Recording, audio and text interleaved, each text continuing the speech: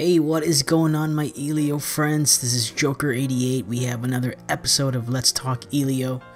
And it seems like this past week, Elio finally showed their hands through their SEC filing.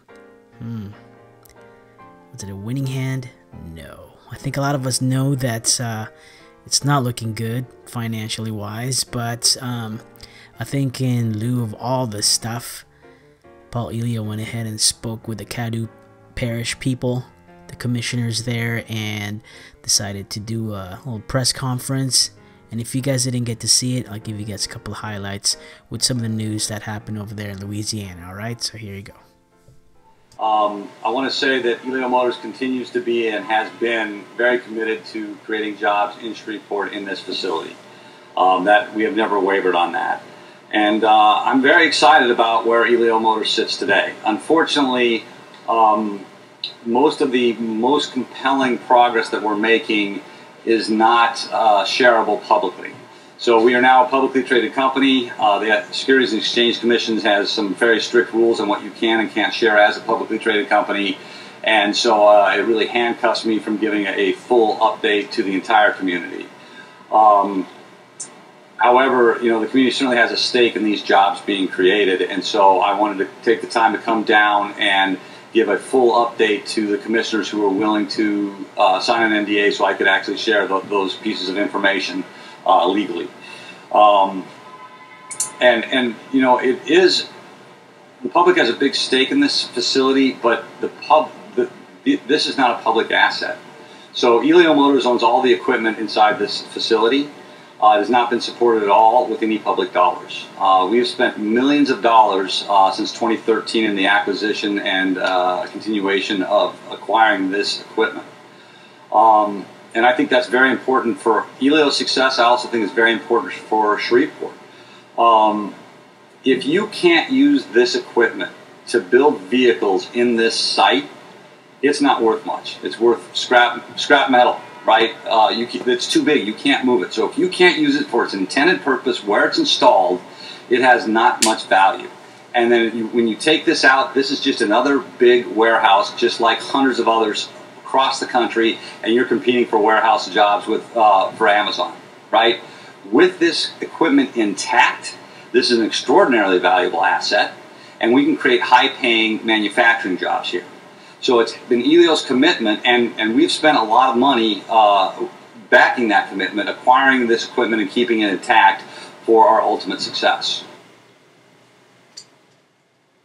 To a developing story out of Caddo Parish, we're now hearing from the CEO of Elio Motors, Paul Elio, for the first time since a series of private meetings were held between Elio and members of the Caddo Parish Commission. In fact, this is an exclusive look at Paul Elio and Commissioner Lewis Johnson emerging from one of those closed-door meetings at the Hilton Hotel in downtown Shreveport, shortly before addressing the media at the old GM plant. I'll do a quick one-on-one. Look, I gave you a bunch of time. I gave everybody a fair chance to answer questions. So just use the film you got. Thank you. And that was our own News 12 investigative reporter Victoria Shirley right there after that media conference, getting shut down for a one-on-one interview with Paul Elio following that news conference. For years now, Victoria has been closely monitoring the developments and promises made by Elio on the future of their business at the old GM plant. She joins us live now. She's been on top of this story all day for us. She's live from inside the old GM plant with the latest. Victoria, an interesting turn of events this afternoon. That's right, Marie. Some things, at times, it got pretty heated here today, and right now we are standing in the part of the old General Motors plant that's reserved for Elio. You can see there's an Elio Motors banner right over there, and then there's more signage you can see right there, but as you can probably see with your own eyes, no three-wheeled vehicles are being produced here right now, and this part of the plant is largely empty. And earlier today at the press conference that was held right here, myself, along with other members of the media and a few commissioners who showed up here today, really pressed Paul Elio for some answers. And he seemed agitated and defensive at some of the questions asked. Elio told us he met with commissioners privately today and last week to give them an update on Elio's progress, but would not expand further on what they talked about. Elio touched on a lot of topics. He wanted to dispute the feeling that if Elio was not in this plant, then some other company would be.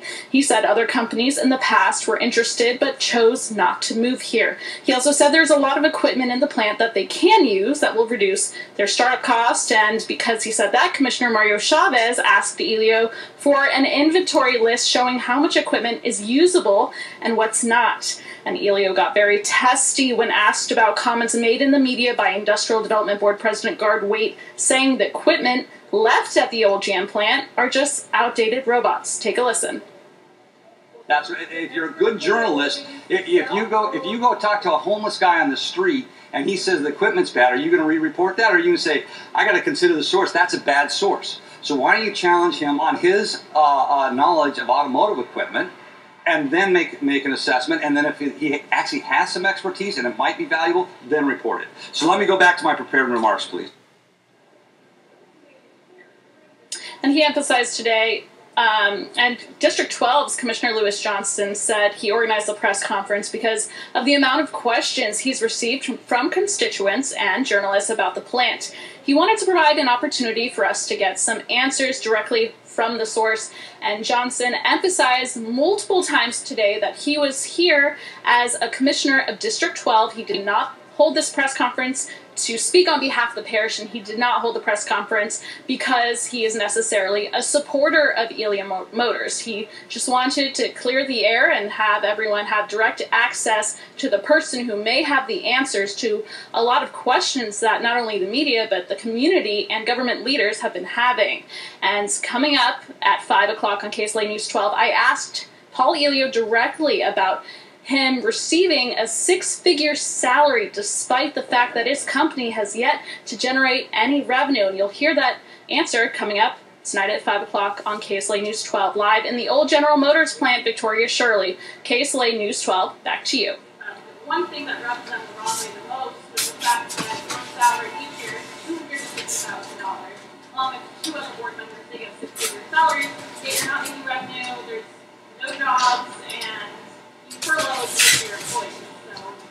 So ESG Engineering founded Elio Motors. So the first $6 million of Elio Motors investment came from ESG Engineering, and I own 51% of ESG Engineering. And then on top of that, I worked for free for 4 or 5 years. So I've put way more into Elio Motors than I've taken out. And if you look at the average salary over the period of time that I've worked full-time for Elio Motors, it's a much lower number. You feel you deserve that salary? I did. Paul, forget the commissioner's side, forget the cameras, man to man, are you going to bring jobs to Shreveport weekend? I feel very confident with what I know today and where we're at today that we are going to get this over the hump. You know, it's been a long road. I encourage any of you who has the inclination and the time to... I was asked to present to a subcommittee of the Securities and Exchange Commission about 6 or 9 months ago. And at the time, we were the only successful Reg A Plus offering, and it was on Reg A Plus. And a big part of that discussion was our capital markets are broken for capital-intensive startups like Elio Motors. It's not Elio Motors. Our capital markets are broken for startups like this. And there are several members of that subcommittee from the SEC who agreed with me and said that we've done a fabulous job of overcoming the hurdles. So it's taken a lot longer than we anticipated because I didn't know those issues with our capital markets when we began this journey. And so you can take the same set of facts and interpret one of two ways. You can say, look, you said you're going to have startup production on this date and it's slipped a couple of times. You stink. That is a legitimate interpretation of those facts. Or you can say, you know, you hit obstacles and you and your team consistently figure out a way over them, under them, around them. You will not be denied. You seem to keep making progress. And that's the other thing, is over the last year, we've made a lot of progress. If you've been watching us, we've made a lot of progress. We're not standing still. We've raised $111 million. That is not a trivial number, right? So for a system where it's broken for funding capital-intensive projects that are startups, we've raised $111 million, and we've spent it wisely and created a lot of value. There's a bug in my hair. So like I said, I think both interpretations have some merit. You know what I mean? I like everybody else in this community, desire to have those jobs last year or the year before. But I feel very comfortable with where we're sitting that we will eventually get this over the line. So, thanks. But I do want to make one comment. That I think that is one thing that we, I have done wrong is I should come down here on a regular basis, whether I have a need or not, to update the Affairs Commission and the public. You know, regardless of what's going on. So I've come down on an as-needed basis. As you can imagine, doing a startup of this magnitude, my schedule is hectic, travel is difficult, and so I just kind of go where I need to go. But in hindsight, that was a mistake, and I'll own that I should come down on a regular basis and do a regular update. So, well, at that time, we were predicting start of production in 2018. We're still predicting a start of production in 2018. Well, guys, what are your thoughts on that turn of events over there in Shreveport? And I know that the natives are getting restless over there as well, because it's been many years with the promised jobs. And it's a good thing that Paul is actually coming out and talking to the press. But I think that, they're in a lot of pressure to get things done. And is this a new thing that they're going to try and be transparent as much as they can? I know he did explain that since they're a publicly traded company, that you can't disclose too much. But, they're still trying to shoot for 2018. And let's all hope that it's still going to happen in 2018, right? Because, hey, the worst that can happen, it won't happen. So, the only way we can go is up. That's right, guys. So, again, this is Joker88. I hope you guys have an awesome week, guys, and we will talk again next week. And don't forget, guys, to also check out Elio Owners of America on Facebook. And don't forget to like, share, and subscribe to our channel. And please, guys, stay awesome, stay positive. I'll talk to you later. Bye.